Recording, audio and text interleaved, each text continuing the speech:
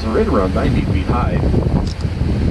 You probably noticed that platform that's built up there on the top of the castle. There's a couple more back on the main section of cliff. They're built up there by the Park Service. They also put a nice little park up there on top of the cliffs. Now, Miners Castle is the only rock formation along the entire Pictured Rocks that you can drive directly out to by car. To get out here, you can take H58 east out of Munising. Follow the signs. It's about a 20-minute to half-hour ride out here. Now, we were coming through here a few years ago, and we actually witnessed a wedding being performed up there on top of the castle. Everybody on board thought that was one of the most beautiful.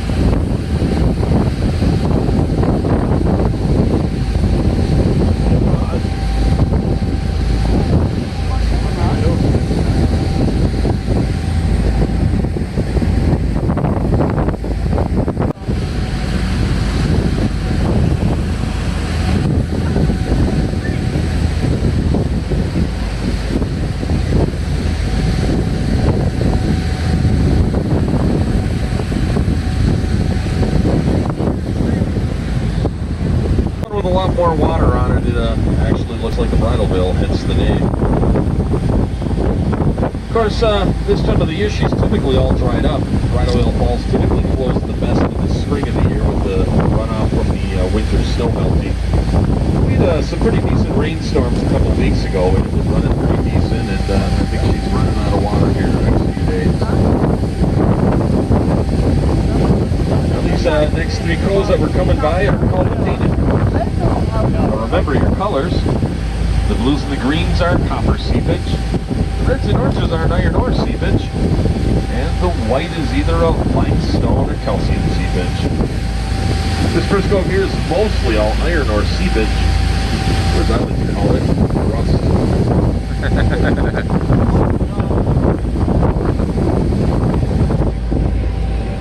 Couldn't get through. That's right, I had to back out and go around it. Yeah, that's what I call hard water.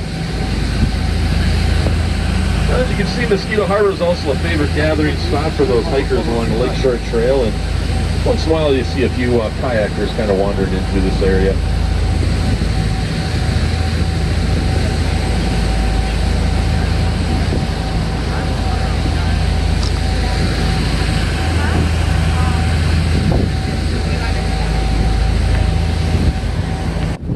Vertical crack you see in a rock, that's a fault line. You tell me that those holes high in the left used to match up with those low on the right. It's not my fault.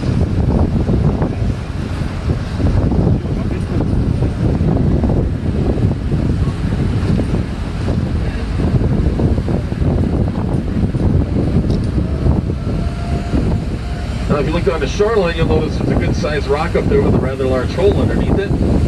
Yeah, that's our Lover's Leap. They have those all over the country, and we here, of course, don't left out, so that rock didn't have a name, so a few years ago we gave it the name, Lover's Leap. Now, if you find yourself crazy in love and find some sort of a crazy need to come out here and come jumping into this lake, I'd probably advise kids that one round jump off that cliff, you'd land in about 2 feet of water. Now, the groundwater does flow all year long. And of course, in the wintertime, it'll help to form huge icicles all the way along these rocks.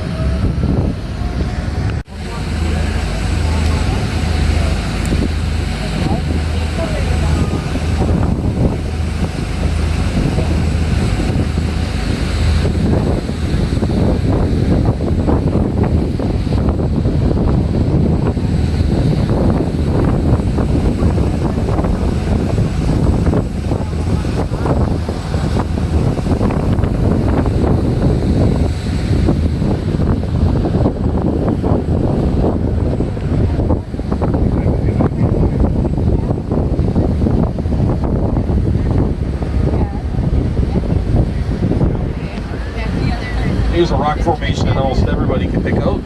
Indian Head Rock, as the Native Americans used to call it, Itchy Manitou, or the Great Spirit. And this Great Spirit has weathered many a storms out here in Lake Superior. And if you look closely, you can see how the winds and the weather have helped to sculpture his headdress. Indian Head Rock is right around 180 feet high. Of course, there's been many times I've come through this area, I've had people come up and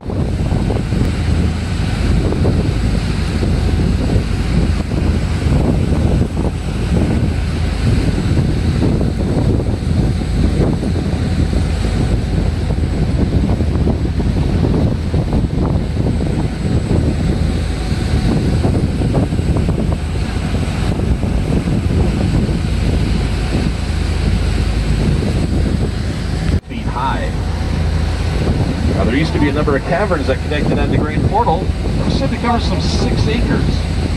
It's also said those caverns were so large you could pull a boat this size right into them and turn it around. I think him crashing down way back in 1906. Let's look at the hole underneath Grand Portal. A little close for my comfort, but alright. Hopefully he knows what he's doing.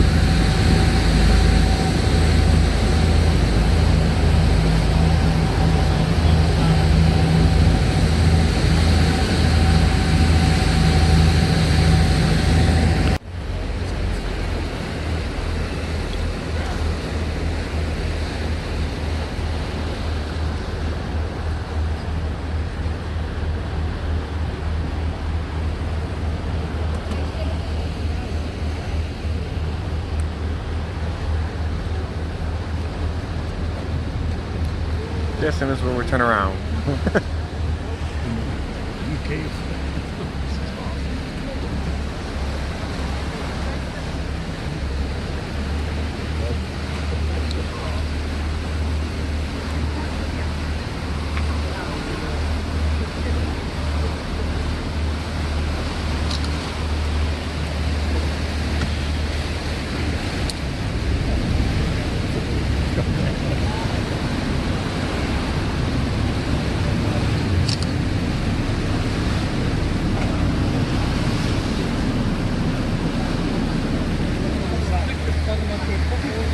Well, here we are inside of Chapel Cove.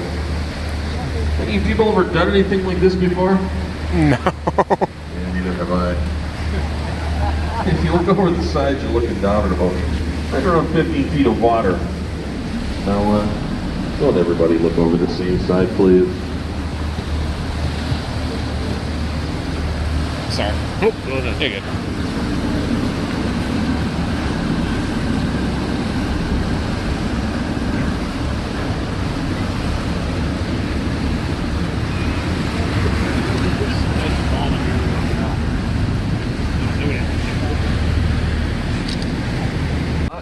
About a mile hike into the lake and about 3 miles out to this shoreline here. So if you're up for a little hike in the Northwoods, it's definitely a nice little jaunt.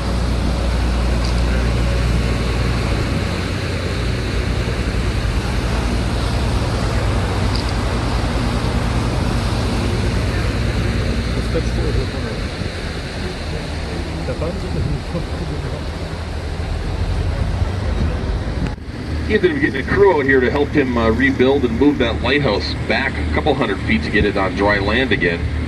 Now, in the process of doing that, though, they put it behind the rock wall you see just north of us and made it kind of useless for navigation into the channel. So they abandoned it, of course, and since that time it's become kind of a landmark to the Munising area or the Elger County area. Now, a few years ago, the currents had changed a second time in this channel, and once again, the land was getting washed away rather quickly. That lighthouse is being threatened with falling into the lake. This time a group from Munising wanted to do what they could to try to save it, and they came out here and built that nice wooden break wall you see around the front of it. It's done a pretty good job protecting it. Over the years, of course, they've had to do some structural work to that lighthouse, but with that work, they've tried to keep the building looking as original as possible. Here we are, going to the log slide.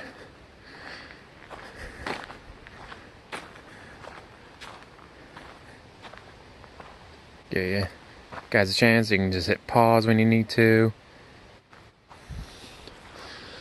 Yeah, it's I don't know, like 500, 600 foot drop.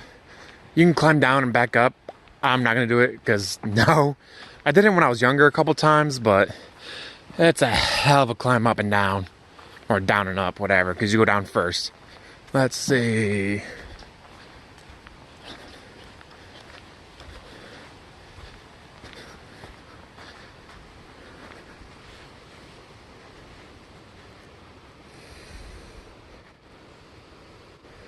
Going down only takes 4 seconds. Coming up may take an hour or more. 500 feet, 300 vertical. Holy crap.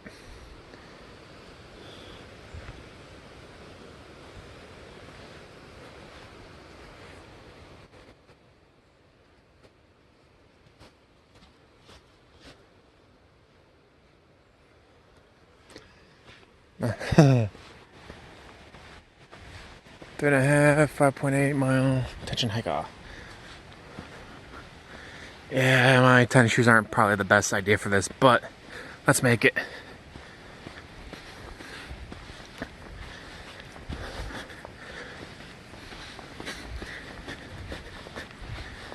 God, I can't believe when I was younger, I'd actually go on the log slide and back up.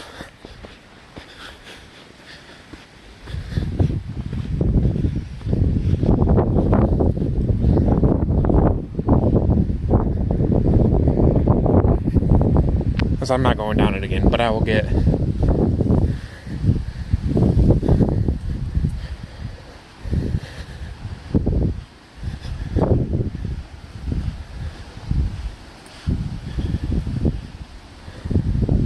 probably go about right there and then stop.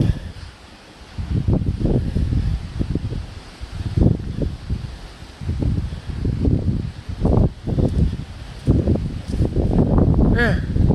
That drop off point, yeah, you drop down there and it's 500 feet, 300 vertical. Screw that noise, not this time.